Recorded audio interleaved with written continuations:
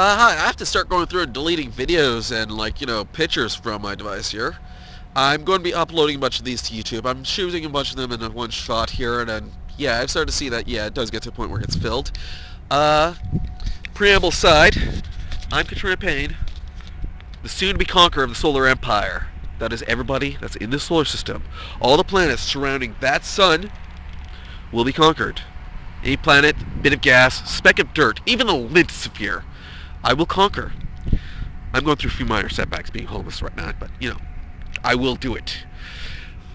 That looks heroic. I'm a villain here, damn it. So, I keep wanting to do a Deadpool movie review and post it or whatnot, and I've kind of been stuck. I also want to do my initial impressions of Fire Emblem Fates and, my issues with the series, but I'm going to start going through and deleting a few of these videos and posting them or whatnot, so let's go with the Deadpool movie review. I fucking loved it! Oh my god, yes! It is fucking awesome, and I thought they were just joking about it being a romance movie. I mean, this is where a lot of reviewers are kind of having issues understanding what genre it is. It's a romance movie. It's filled with so many romance movie tropes and characteristics. And it's pretty generic as far as action movies, because it's making fun of the romance movie genre.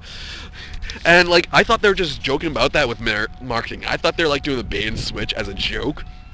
Turns out it's a double bait and switch. They're doing, a bait and switch as the bait, and then they're switching it so the bait's actually legit. Or maybe they're just being honest in advertising, but it's marketers. This is when the marketers are honest. So Deadpool follows the general love story tropes. This is a person who's damaged, he's troubled, he's had a past that's been made of hurt. And he meets a woman that's capable of caring for him and handling his hurt and, issues. And so what happens is, just as he proposes to marry her, he gets cancer. Horrible cancer. Honestly, the fact that people aren't picking up on this being romance and making fun of that is just seriously, people do not watch romance movies. I mean, I totally don't. I'm not into that. Why would you think I'm into I'm not. Excuse me. So and ultimately what happens is he's worried. He's worried that he'll hurt her. So he goes away. He turns. It's no, I can never be with you, for my cancer will make me be a douche, and you should not have to deal with that. You only need the best in your life, Bella. Wait, did I just... Oh, shit. So it's to the point where, it's making fun of the sort of things that show up in most things, that even the bad Twilight things will have it. To the point where, to mock it properly, we need, so people understand, because people didn't understand what Deadpool was doing. He buys a Voltron ring at one point. It's just going through, he meets a girl that, is his kind of crazy. The one that can handle his troubled, dangerous past. Then he goes off. He has a cure, sort of experimental cure for his cancer. Seriously, how did people not get that this actually was a romance movie? That's what I don't understand.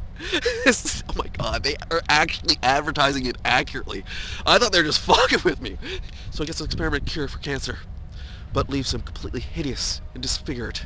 And he's worried that she could never love him, because he looks like an avocado had sex with an even uglier avocado. It was the really rough sex. I need to come up with jokes that aren't in the movie, but honestly, I didn't think it was that ugly. I could still love him, and I think it was just being really, really melodramatic. Again, because it's a romance movie parody. Oh my god.